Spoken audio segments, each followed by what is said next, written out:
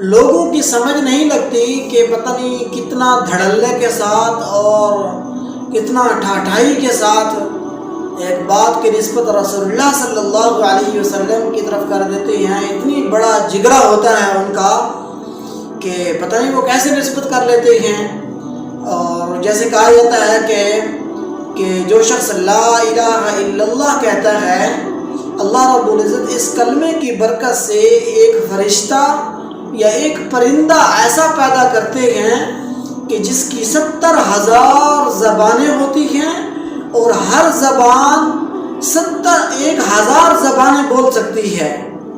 اور پھر اس تمام زبانوں کے اندر، تمام بولیوں کے اندر وہ پرندہ یا فرشتہ جو بھی ہے وہ اس بندے کی یہ مغفرت کی دعائیں کرتا ہے.